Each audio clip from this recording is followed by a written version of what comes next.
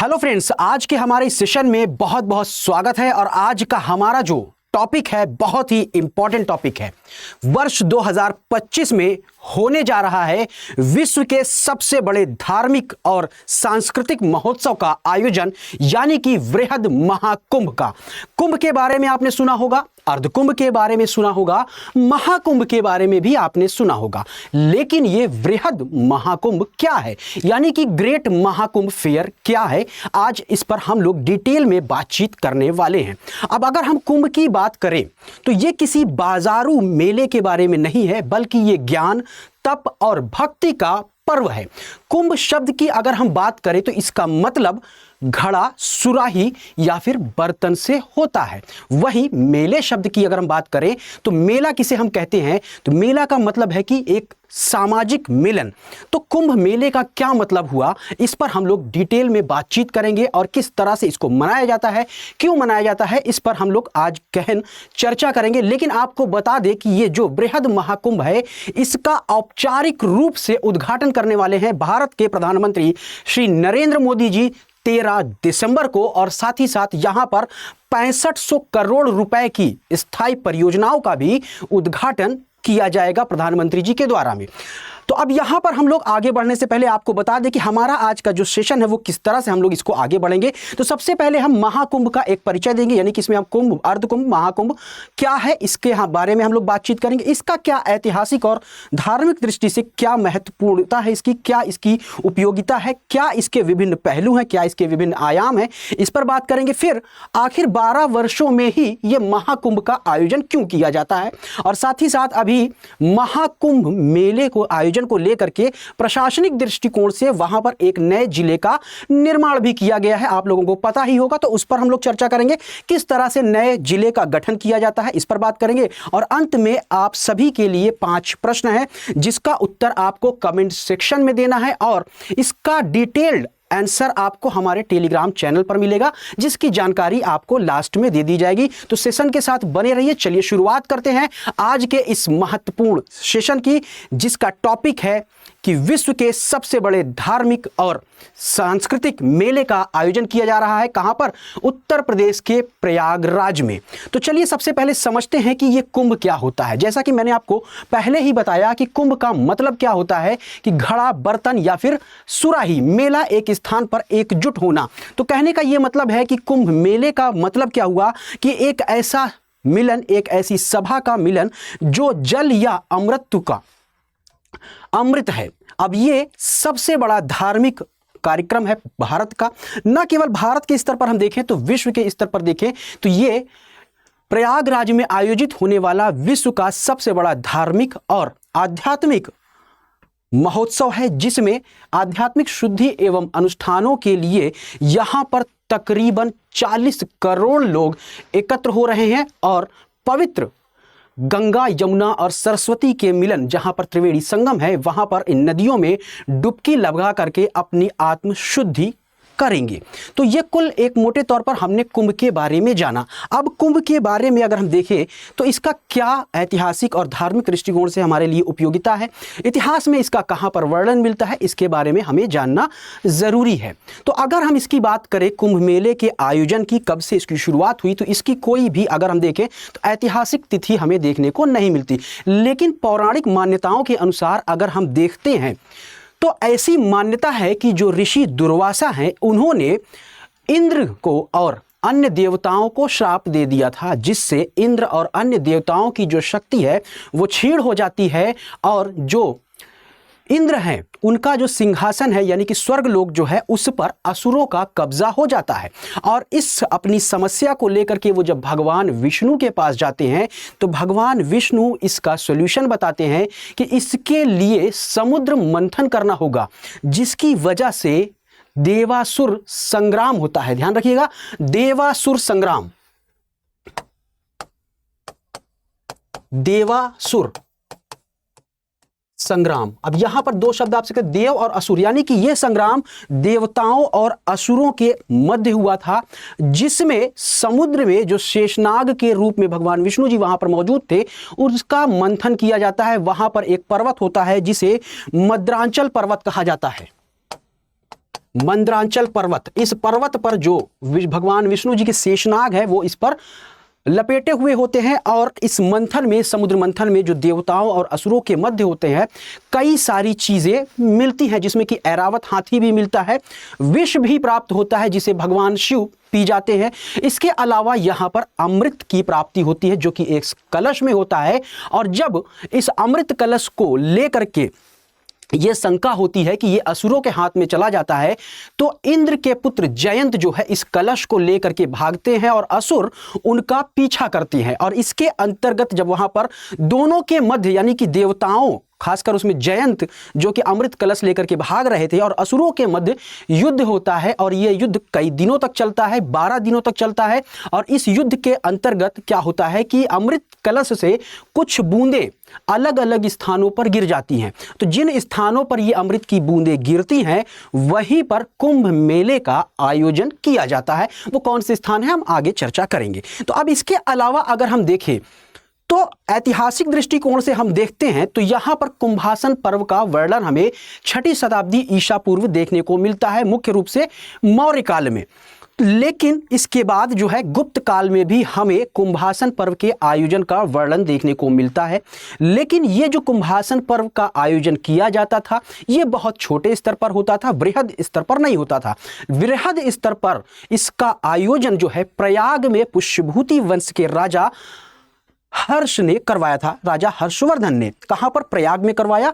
बृहद स्तर पर पहली बार हमें इसका वर्णन पुष्यभूति वंश के राजा हर्षवर्धन के द्वारा आयोजित किए गए मेले के रूप में देखने को मिलता है।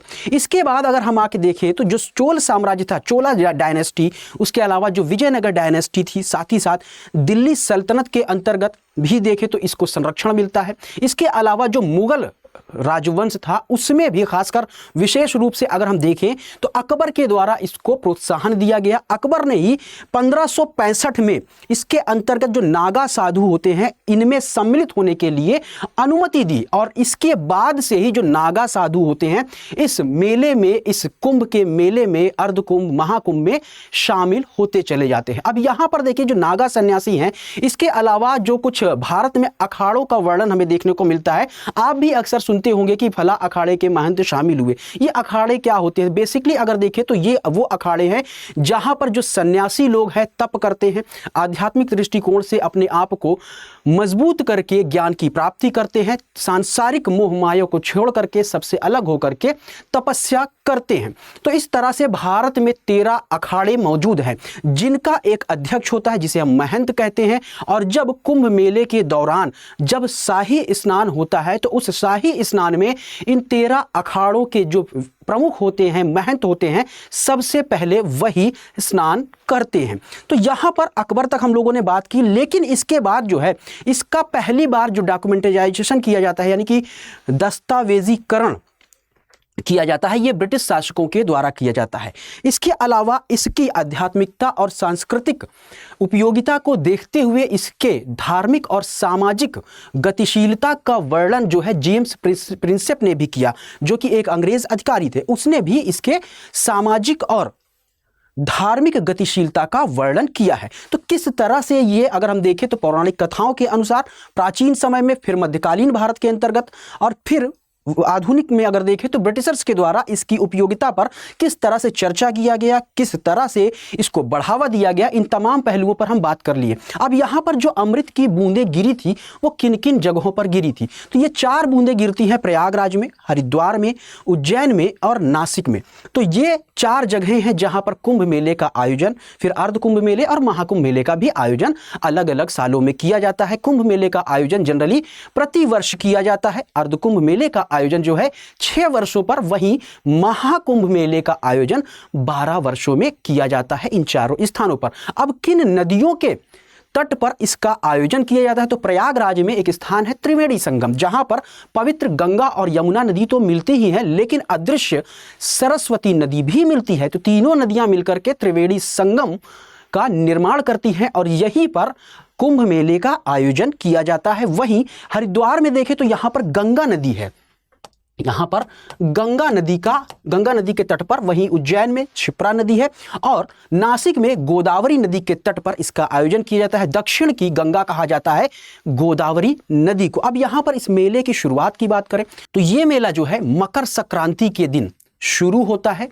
वहीं इसकी अगर बात करें जो 2025 में बृहद महाकुंभ आयोजित होने वाला है तो उसकी शुरुआत जो है 13 जनवरी को पौष पूर्णिमा के दिन होगी और इसका जो अंत होगा, यानी कि कब ये महाकुंभ मेला जो है खत्म होगा, तो ये 26 फरवरी के दिन महाशिवरात्रि है और इसी दिन इस मेले का अंतिम दिन होगा। तो ये वो 4 स्थान रहे जहां पर इस मेले का आयोजन किया जाएगा।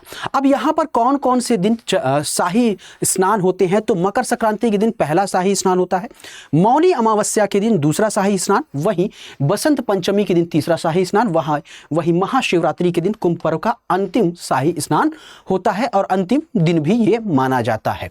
इसके बाद इसे यूनेस्को की इंटेंजिबल कल्चरल साइट के रूप में भी मान्यता दी गई है। किन आधारों पर दी गई है उस पर भी वर्णन कर लेते हैं। तो वर्ष 2017 में यूनेस्को की अमूर्त सांस्कृतिक विरासत की सूची में कुंभ मेले को शामिल किया गया। अब यहाँ पर कुंभ मेले को इसमें शामिल करने के लिए एक समिति का गठन किया गया था। समिति ने यह बात कही कि सहिष्णुता और समावेशिता का यह प्रदर्शन करता है। इसके अलावा बिना किसी भेदभाव के वर्ल्ड वाइज, यानी कि दुनिया भर से जितने भी श्रद्धालु लोग आते हैं उनका ये स्वागत करता है, उनकी जात उनकी धर्म को ना देखते हुए, यानी कि कोई भी व्यक्ति इसमें शामिल होता है तो उनके समावेशन और उनके स्वागत और सहिष्णुता का कार्य इसके द्वारा प्रदर्शित किया जाता है। उदारता और धैर्य को यह महत्व देता है।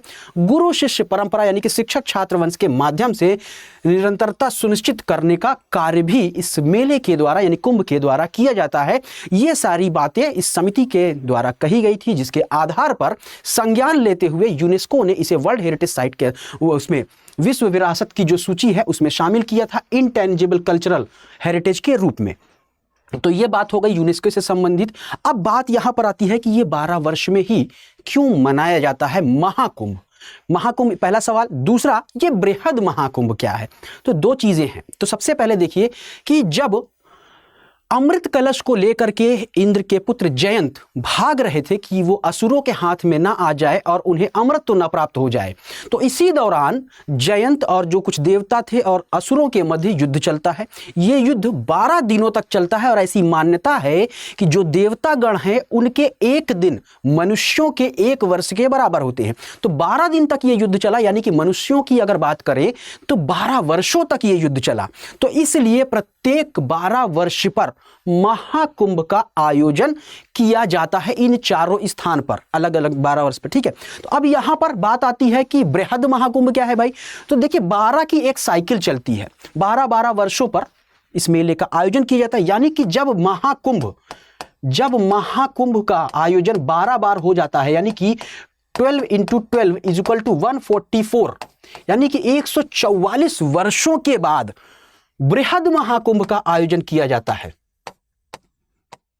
तो ये हम सब के लिए सौभाग्य की बात है कि बृहद महाकुंभ हम लोग देख रहे हैं और हम लोग इसमें शामिल भी होंगे, क्योंकि 144 वर्ष की आयु आज के दौर में किसी मनुष्य के लिए संभव नहीं है कि वो इतनी लंबी आयु तक जीवित रहे। तो अगर हम लोग इस बृहद महाकुंभ को देख रहे हैं, इसमें शामिल हो रहे हैं, तो कहीं ना कहीं कुछ पुण्य हम लोगों ने कर रखा होगा जो इतने बृहद महाकुंभ को हम लोग अपनी आंखों से देखेंगे, उसमें शामिल होंगे। तो इसलिए भी ये महत्वपूर्ण हो जाता है।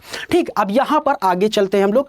एक जिले का निर्माण किया गया है, ठीक है, जिसे महाकुंभ मेला क्षेत्र नाम दिया गया है, जिसमें जो ये त्रिवेणी संगम है उससे सटे हुए 67 निर्दिष्ट क्षेत्रों को शामिल किया गया है। साथ ही साथ प्रयागराज की 4 तहसीलों को भी इसमें शामिल करके एक टेम्परेरी तौर पर, अस्थायी तौर पर एक जिले का गठन किया गया है प्रशासनिक दृष्टिकोण से, जिससे कि इस आयोजन में जो प्रशासनिक सहूलियत हो सके वो श्रद्धालुओं को और अलग अलग देशों से आए हुए जो पर्यटक हैं उनको भी प्रशासनिक दृष्टिकोण से कोई भी दिक्कत ना आने पाए, तमाम सुविधाएं उनको दी जा सके। यानी कि इन सब की सहूलियत के लिए इस नए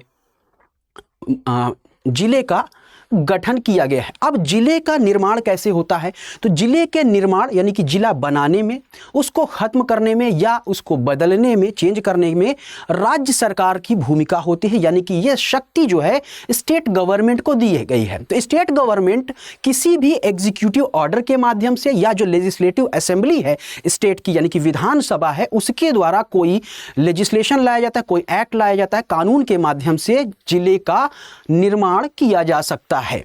ठीक है, अब यह निर्माण मुख्य रूप से अगर देखें तो प्रशासनिक दृष्टिकोण से होता है, यानी कि उस क्षेत्र का प्रशासन सुचारू रूप से संचालित किया जा सके, सहूलियत दी जा सके लोगों को प्रशासनिक दृष्टिकोण से। तो इसलिए राज्य सरकारें नए जिलों का गठन करती हैं। अब यहां पर केंद्र सरकार की बात करें तो कोई भी इसमें भूमिका नहीं होती है। हालांकि जब राज्य सरकारें किसी भी जिले का गठन करती हैं तो केंद्र सरकार की कई एजेंसियों से उन्हें मंजूरी लेनी पड़ती है। बस इतना ही केंद्र सरकार के अंतर्गत जो उनकी एजेंसियां हैं उनका रोल है, लेकिन केंद्र सरकार का इसमें कोई भी डायरेक्ट हस्तक्षेप नहीं होता, कोई ऐसा पावर संविधान में हमें देखने को नहीं मिलता है। इसके अलावा यहां पर देखिए कि वर्ष 2001 और 2011 के मध्य अगर देखें तो भारत में 46 नए जिलों का गठन किया गया था।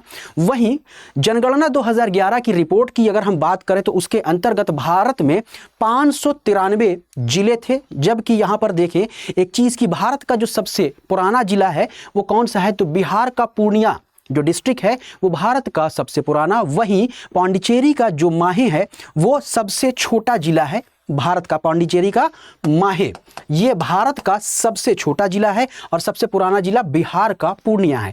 अब जिला जो बनाया जाता है उसके विकास के लिए एक समिति का गठन किया जाता है। तो जिलों के निर्माण से संबंधित कुछ अगर हम देखें तो कॉन्स्टिट्यूशनल प्रोविजन क्या है, तो उसमें अगर हम देखें तो यहां पर इंडियन कॉन्स्टिट्यूशन के जो आर्टिकल है 243 JDD उसमें एक जिला योजना समिति यानी कि डिस्ट्रिक्ट प्लानिंग कमेटी की बात की गई है। इसका कार्य क्या होता है कि जिले में जो भी पंचायतें हैं और नगर पालिकाएं हैं उनकी योजनाओं को एक साथ ले आना है और जिले के विकास के लिए प्लानिंग को तैयार करना होता है। और इस समिति का जो अध्यक्ष होता है यानी कि डिस्ट्रिक्ट प्लानिंग कमेटी जो है उसका जो अध्यक्ष है वो क्या करता है, जिले के लिए तैयार की गई विकास योजनाओं को राज्य सरकार के पास भेजता है। और जिला जो ये नियोजन कह लीजिए जो समिति है ये विकेंद्रीकृत नियोजन का एक तरीका है, यानी कि डिसेंट्रलाइज्ड जो प्लानिंग है उसी का एक तरीका है। इसके अंतर्गत अगर हम देखें तो यहाँ पर जो जिला नियोजन के लिए जरूरी वित्तीय संसाधन है वो राज्य सरकार से मुहैया कराया जाता है। तो ये नए जिले और उससे संबंधित जो विकास संबंधी कार्यक्रम है उससे जुड़ी जो समिति है उसके बारे में कुछ ये कॉन्स्टिट्यूशनल प्रोविजन रहे सवाल यहाँ से पूछे जा सकते हैं। अब इसके बाद आप लोगों के लिए यहाँ पर कुछ प्रश्न हैं जिसका आंसर आप सभी को कमेंट सेक्शन में देना है और आप इसका आंसर चाहते हैं विद फुल एक्सप्लेनेशन तो आपको हमारे टेलीग्राम पर आपको इसका पूरा आंसर मिल जाएगा, विद PDF मिल जाएगा। तो प्रश्न क्या है उसको देखते हैं। कथन है एक जिले के गठन के लिए संविधान में संशोधन की आवश्यकता होती है। इसका रीजन है संविधान जिलों की सीमाओं को बदलने की प्रक्रिया का स्पष्ट रूप से उल्लेख करता है। ये 4 विकल्प दिए हैं, क्या सही उत्तर है ये आपको बताना है। अगला प्रश्न है कि नए जिले का गठन मुख्य रूप से राज्य का विषय है। भारतीय संविधान की 7वीं अनुसूची में जिलों के पुनर्गठन का अधिकार राज्यों को देता है। क्या इसका सही उत्तर होगा इन 4 विकल्प में, आपको ये बताना है। महाकुंभ मेला क्षेत्र में नए जिले का गठन स्थानीय जनसंख्या को किस प्रकार लाभ पहुंचाता है। अंतर्राष्ट्रीय व्यापार के अवसर बढ़ाना, शासन और सार्वजनिक सेवाओं की बेहतर डिलीवरी, नए पर्यटन स्थलों का विकास, भूमि की कीमतों में कमी। तो ये 4 ऑप्शन है, क्या इसका सही आंसर होगा कमेंट सेक्शन में जरूर बताइएगा। प्रयागराज में आयोजित कुंभ मेला अन्य कुंभ मेलाओं की तुलना में अधिक महत्वपूर्ण क्यों है। यह हर 6 साल में आयोजित होता है। यह एकमात्र कुंभ मेला है जिसे यूनेस्को द्वारा मान्यता प्राप्त है। यह 3 पवित्र नदियों के संगम पर आयोजित होता है। यह विश्व का सबसे बड़ा धार्मिक आयोजन है। तो यह भी बताना है आपको। और अगला, प्रयागराज कुंभ मेले का समय ज्योतिषीय गणनाओं के आधार पर क्यों निर्धारित किया जाता है। इसे भारत के फसल त्योहारों के साथ मेल करने के लिए, अधिक से अधिक तीर्थयात्रियों को आकर्षित करने के लिए, विशेष ग्रह स्थिति के साथ मेल खाने के लिए जिन्हें शुभ माना जाता है, हिंदू पौराणिक कथाओं से जुड़े ऐतिहासिक घटनाओं को मनाने के लिए। तो ये 5 महत्वपूर्ण प्रश्न हैं जिनका प्रत्यक्ष या अप्रत्यक्ष रूप से जवाब आपको सेशन में मिल गया होगा।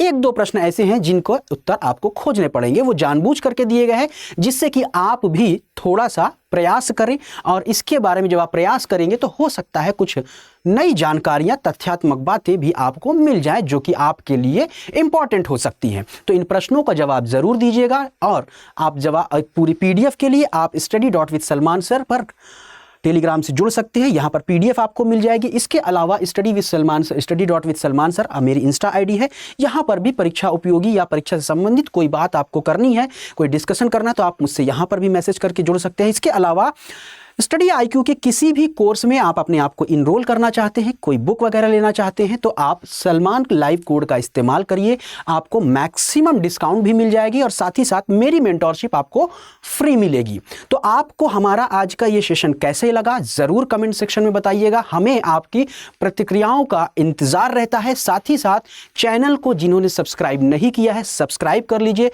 वीडियो को शेयर कर दीजिए जिससे कि और भी लोग इसके बारे में महत्वपूर्ण जानकारी प्राप्त कर सके। और ऐसे ही सेशन के लिए बने रहिए स्टडी आईक्यू यूपी पीसीएस के साथ। जय हिंद, जय भारत।